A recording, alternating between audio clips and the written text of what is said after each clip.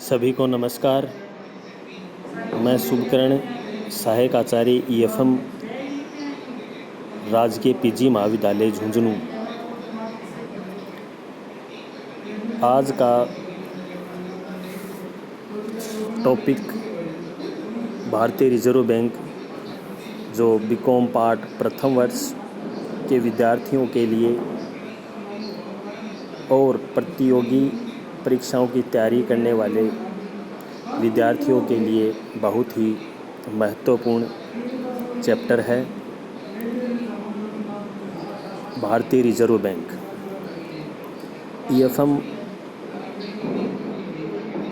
Second भारतीय banking एवं वित्तीय व्यवस्था बुक में भारतीय रिजर्व बैंक का अध्ययन करने से पहले भारतीय रिजर्व बैंक की भूमिका के बारे में जानना अत्यंत आवश्यक है। भारतीय रिजर्व बैंक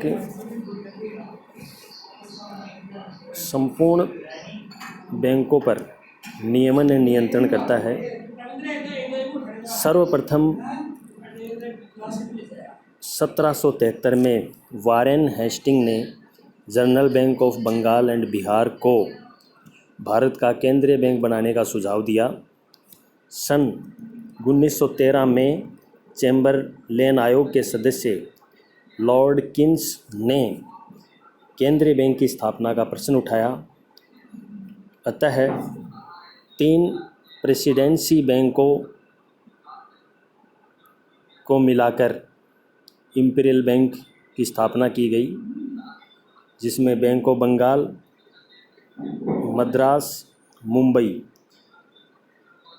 जो 1921 में इंपीरियल बैंक ऑफ इंडिया की स्थापना की गई। उसके बाद 1931 में केंद्रीय बैंकिंग जांच समिति ने भी केंद्रीय बैंक की स्थापना पर बल दिया।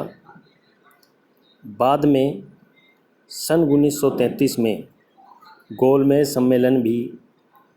सम्मेलन में भी एक केंद्रीय बैंक की स्थापना पर सुझाव दिया।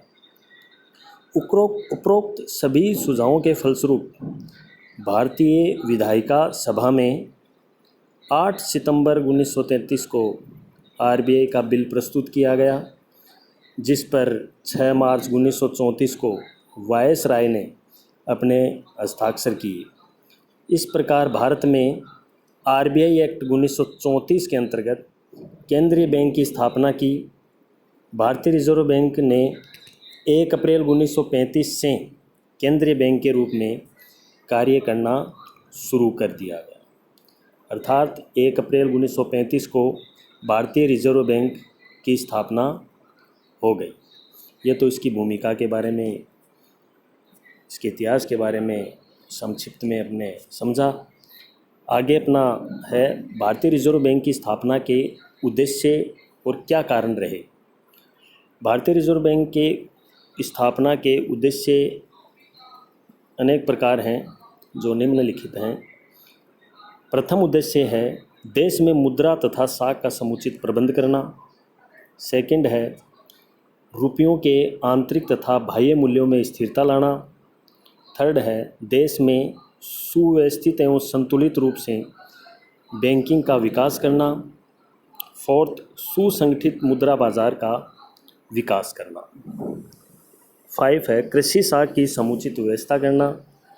6, सार्वजनिक ऋणों की व्यवस्था करना। 7, अंतर्राष्ट्रीय मौद्रिक सहयोग स्थापित करना। लास्ट है व्यापारिक बैंकों के नकद कोषों का केंद्रीकरण करना। ये तो इसके उद्देश्य हैं। तीसरे पॉइंट पे अपना चर्चा करेंगे भारतीय रिजर्व बैंक का संगठन एवं प्रबंध व्यवस्था। भारतीय रिजर्व बैंक का संगठन और प्रबंध व्यवस्था के अध्ययन करने से पहले इसका प्रधान कार्यालय मुंबई में है और इसके संगठन को 3 भागों में बांटा गया है। प्रथम, केंद्रीय संचालक मंडल, जिसमें 20 सदस्य होते हैं। सेकंड, स्थानीय मंडल, जिसमें 5 सदस्य होते हैं। तीसरा, रिजर्व बैंक के कार्यालय, प्रधान कार्यालय और इसके 4 स्थानीय मंडल के कार्यालय भी हैं।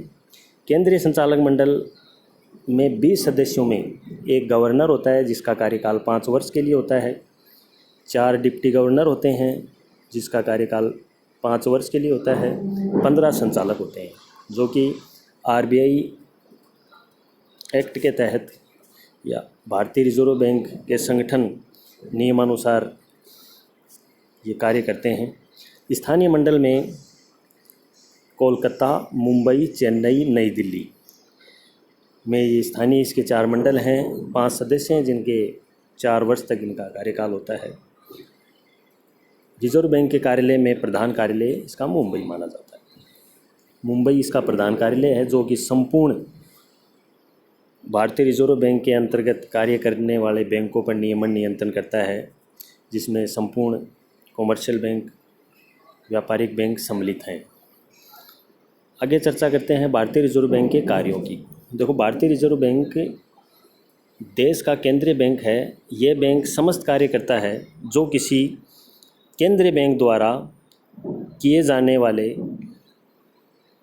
आवश्यक कार्य करता है। यह बैंक किसी भी देश की मौद्रिक संस्थाओं के नियंत्रण, आर्थिक विकास हेतु कार्य करता है। भारतीय रिजर्व बैंक के अनेक प्रकार के कार्य हैं।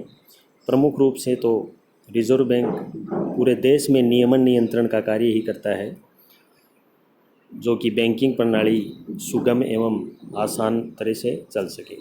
प्रथम मुख्य कार्य है नोटों का निर्गमन। भारतीय रिजर्व बैंक नोटों का निर्गमन के कार्य करता है जो कि धारा 24 के अंतर्गत बताया गया है, जिसमें 2 से लेकर के 5, 10, 20, 50, 100, 200, 500, 1000, 2000 के नोटों के निर्गमन का कार्य करता है, जिसकी छपाई मुख्यतः महाराष्ट्र नासिक में है, मध्य प्रदेश देवास में, कर्नाटक मैसूर में है, पश्चिम बंगाल सेलबोनी में इसकी छपाई का कार्य भी होता है, जो कि 1 रुपये के नोट या 1 रुपये के सिक्के वित्त मंत्रालय व वित्त विभाग के द्वारा जारी किए जाते हैं। बाकी के नोट निर्गमन का कार्य रिजर्व बैंक करता है।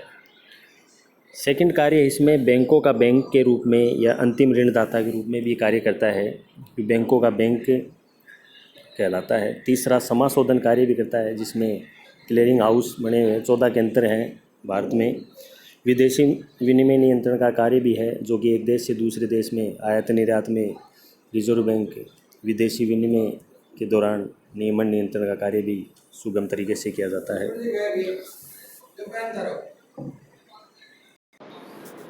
सरकार का बैंकर, अभिकर्ता, सलाहकार के रूप में भी ये कार्य करता है।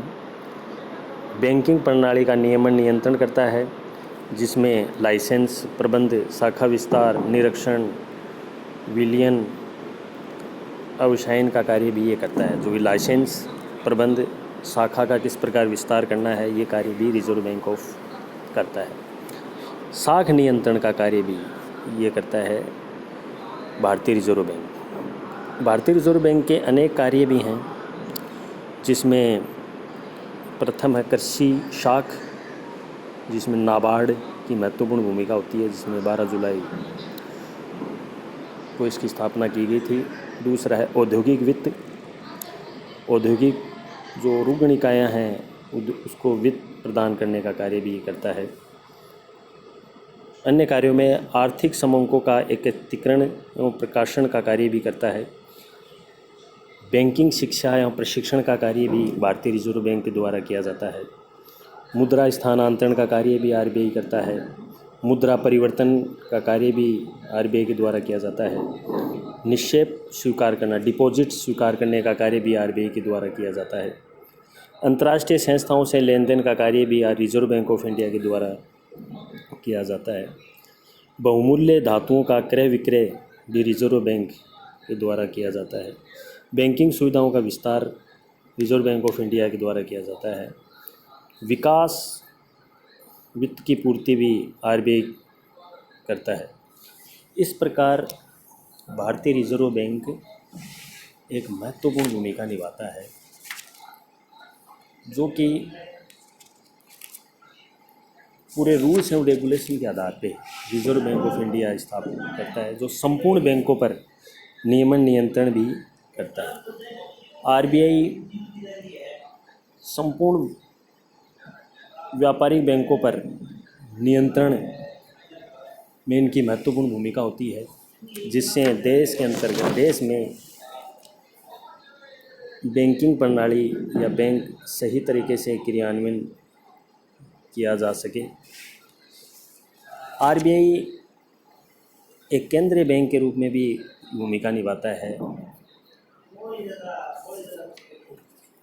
इस प्रकार आरबीआई मौद्रिक नीति है, साख नियंत्रण की विभिन्न विधियों के आधार पर रिजर्व बैंक ऑफ इंडिया कार्य करता है।